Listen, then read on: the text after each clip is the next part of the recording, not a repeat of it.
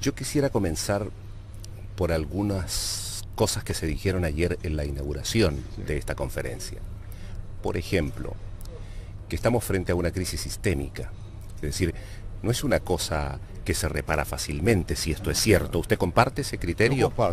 Eu comparto que se é uma crise sistêmica, não se repara facilmente.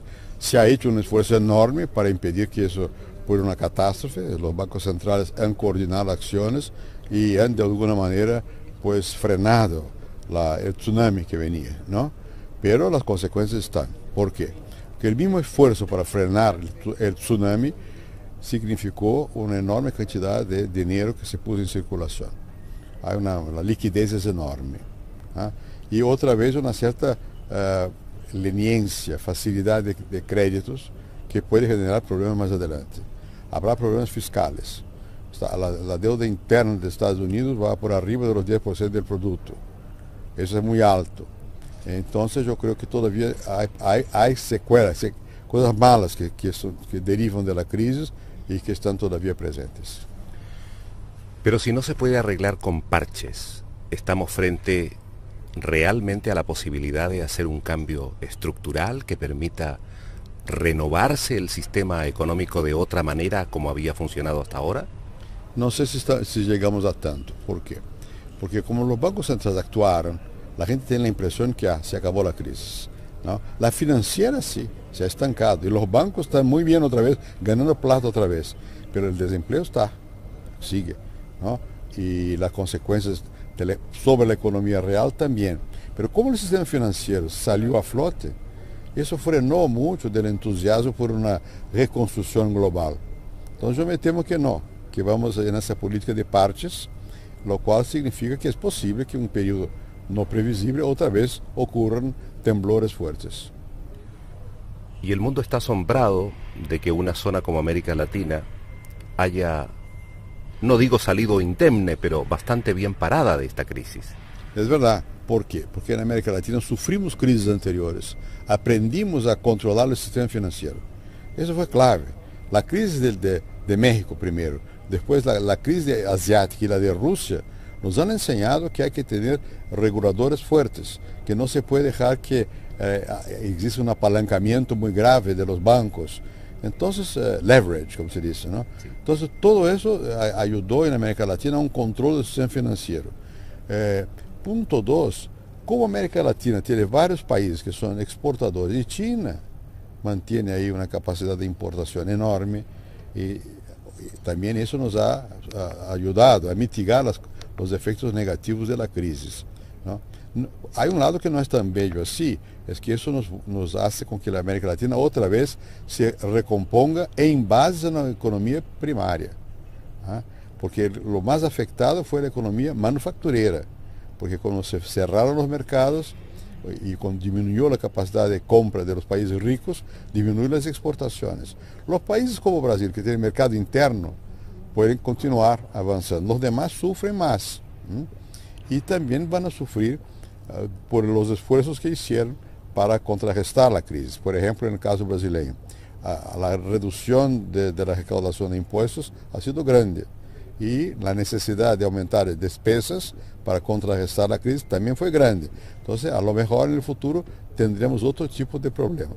Antes tendríamos problemas con la deuda externa, ahora será con la deuda interna. Paso del tema económico al tema político. Durante los últimos 10 años, por lo menos, se ha dicho en América Latina que lo que hay es un enfrentamiento entre la izquierda y la derecha. ¿Es cierto esto? No lo creo. Después del fin de la Guerra Fría, los términos claros, derecha e izquierda, perdieron sentido. No que perdieron totalmente, pero se los utiliza con mucha libertad política, ¿no? Porque, ¿qué pasa en América Latina? Muchos países han aprendido que o bien cuidan de sus pueblos o no tienen futuro. Entonces empezaron a desarrollar políticas sociales activas. Pero eso es así en Chile, es así en México, es así en Brasil, es así en Colombia, es así en todas partes. Y a despecho de que los gobiernos pueden cambiar incluso de connotación política. El fenómeno nuevo en América Latina fue otro, fue el chavismo. ¿Ah? ¿Se puede llamar de izquierda eso? ¿En qué términos? Se puede quizás decir, bueno, ahí hay un refuerzo de la acción directa del Estado, una cosa menos democrática, pongámoslo así, pese a que existen libertades civiles, pero menos democrática en general, y mucha injerencia del Estado en el sector productivo. Eso nunca fue izquierda, ¿no? Otra cosa, es una especie de vuelta al... Yo no calificaría siquiera de populismo, y le digo por qué.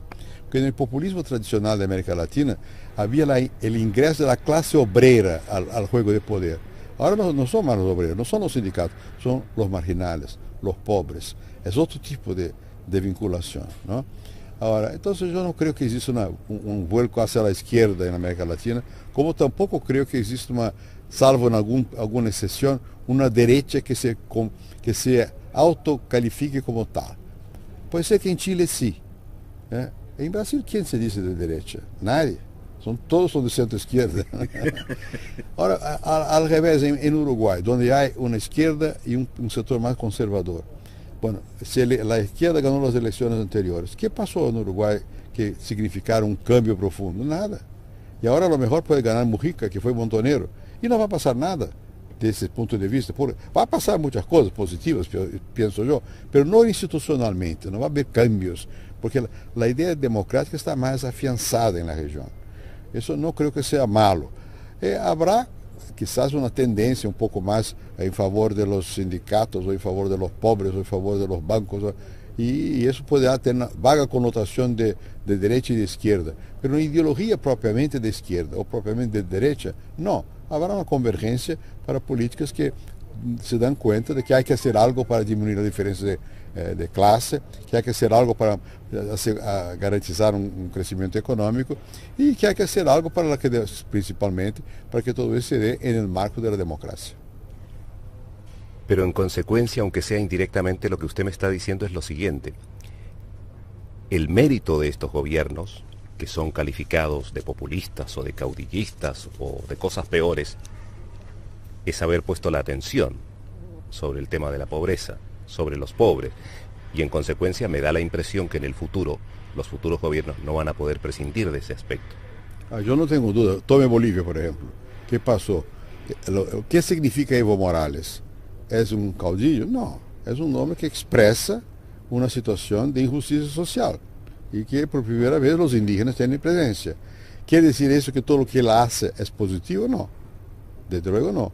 Yo creo que había que hacer mucho empeño para que todo eso se pase en el marco de la democracia. Si se pasa en el marco de la democracia, pues salud, muy bien, que es mejor, ¿no? Yo creo que sin duda la conciencia de que la situación social era imposible de aceptarse existe, ¿no?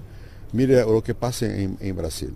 Desde la Constitución del 88, que fue la Constitución democrática, quedó muy claro que el dibujo que se hacía ahí era en el sentido de crear un país que compensase las desigualdades. Eso se fue poniendo en práctica poco a poco. Las políticas que sigue Lula, todas han empezado en mi gobierno. Él ha acelerado algunas y el futuro tendrá que acelerar más, lo cual es positivo, ¿no? Pero ya hay una conciencia así. Yo diría que en casi todos los países eso es así. La eficiencia pasa a ser importante, que algunos países no tienen la eficiencia necesaria para poner en marcha esas políticas. Tome Argentina, ¿no? Que es un país donde, bueno, Argentina es más rica en promedio que los demás países y menos diferencias de clase, pero estaba bastante mala la situación. Con todo el desbarajuste que se puede decir que hubo en las elecciones de Argentina y todo lo demás, mejoró la situación social, mejoró. La gente se da cuenta que hay que hacer algo. Yo no sabría decirle con tanta fuerza en Centroamérica, pero Costa Rica desde luego sí, ¿no? Es un país sin caudillismo y que hace hincapié en eso. Me llama la atención que Colombia, que es un país donde los gobiernos son más bien conservadores y que se enfrenta a una situación dramática por el narcotráfico, por la guerrilla, pues la situación social mejora también. Cuando no mejora, yo tengo dudas de que los gobiernos se sostengan a largo plazo. Tome el Perú. El presidente Toledo, que salió con una baja apreciación popular, así es, hizo una política económica sana. Ya antes venía. Entonces, el Perú crece el 5% al año, hace mucho tiempo. Y sin embargo, como en el Perú no se siente todavía la fuerza de políticas sociales que den esperanza a los pueblos, pues no me sorprendería si Humala ganara alguna vez. Ojalá sea posible recuperar eso. Entonces, eso creo que es importante. Los líderes latinoamericanos tienen que advertirse para el hecho de que los latinoamericanos quieren que la desigualdad disminuya. No aceptan más los niveles de pobreza. Y si los gobiernos no actúan así, pues vendrá alguien que aún al margen de los marcos democráticos intentará hacerlo. El caso concreto de Brasil, la aspiración es a transformarse en un líder, en una guía de los países de América Latina. Una cosa son las aspiraciones y otra la realidad. Sí, sí. Pero Brasil se ha caracterizado por mantener una política de relaciones exteriores bastante constante. Es uno de los pocos países que mantiene a lo largo de las décadas, ¿verdad?, una tradición. Este cambio tiene perspectivas de perdurar en consecuencia, esta aspiración.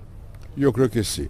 La aspiración de Brasil ha sido siempre más bien de no ser percibido como alguien que impone.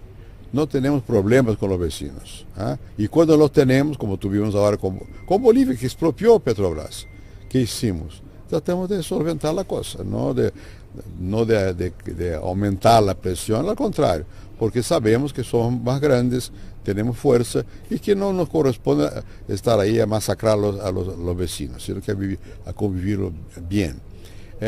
Yo creo que eso viene desde el imperio, una presencia grande de Brasil en la región sudamericana, ¿no?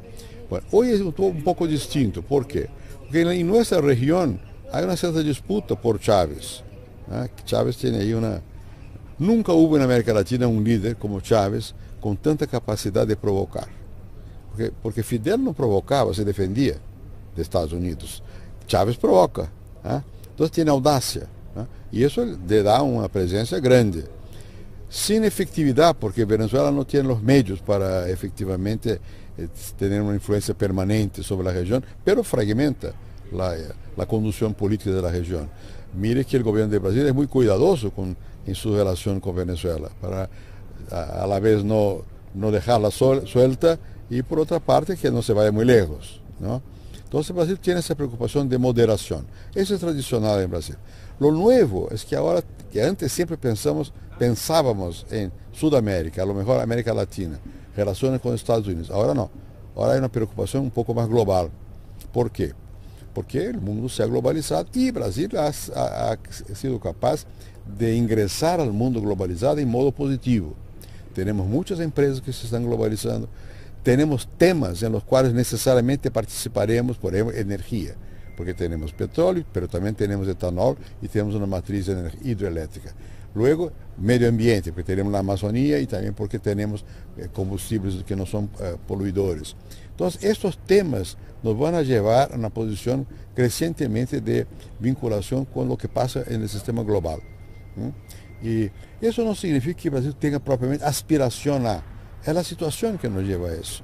¿Ah? A veces siquiera tenemos mucha conciencia de eso.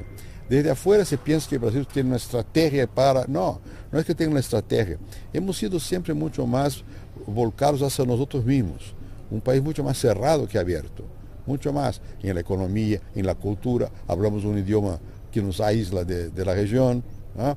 Y nunca tuvimos, no tenemos fuerzas armadas específicamente fuertes. Nunca nos preparamos para guerras de conquista, ni mucho menos. Siempre miramos hacia adentro. Ahora no. ¿Por qué? Porque lo de adentro y lo de afuera están mezclados. Las empresas españolas están en Brasil. Ojalá las de Brasil estén aquí también. ¿No? Entonces sí, tenemos crecientemente una preocupación de cómo defender nuestros intereses nacionales a ese nivel más global. Con esto voy a concluir, señor presidente. Brasil y otros países, por supuesto, y muchos intelectuales han hecho la siguiente separación. América del Sur, UNASUR. De tal manera que Centroamérica y México quedan fuera. Hay razones que explican eso, pero de una u otra manera no se trata de una concesión político-intelectual en favor de un mero pragmatismo, decir, bueno, que queden a su suerte los mexicanos y los centroamericanos. Mira, yo fui el primer presidente que llamé una reunión de presidentes de Sudamérica. Eso fue el año 2000. ¿Cuál era la idea entonces? La idea entonces es la siguiente. Mercosur estaba engorroso. ¿Por qué? Porque Mercosur se ha limitado a acuerdos comerciales, sin una integración de capitales, sin una distribución del proceso productivo en el mismo espacio geográfico, etc. Y había que darle continuidad a la idea de integración. ¿Por qué América del Sur? Porque en aquel entonces se trataba de hacer un plan de integración vial, de infraestructura. Y pedimos al BID que preparara ese plan de energía, de carreteras y todo eso para crear ejes de integración. Yo hice mucho de eso, por ejemplo, con Bolivia. Hicimos el gasoducto con Bolivia. Con Venezuela hicimos la vinculación de la red energética de Venezuela con el norte de Brasil. Con Argentina, con Uruguay, la integración energética. Ya la teníamos con Paraguay. Yo creo que eso es importante para crear una base de interés real, como aquí en Europa, con el RUR. Así es. Bueno, entonces, no se podía hacer con México, con Centroamérica, porque no estaban en ese contexto. Pero yo invité al representante de México para que asistiera a la reunión, justamente para decir, mira, eso es una cuestión ocasional e instrumental. No significa que Brasil esté tratando de desconectarse con el resto. Y yo creo que el presidente Lula ha actuado bien en ese sentido, porque él ha mirado a Centroamérica, ha estado ahí varias veces.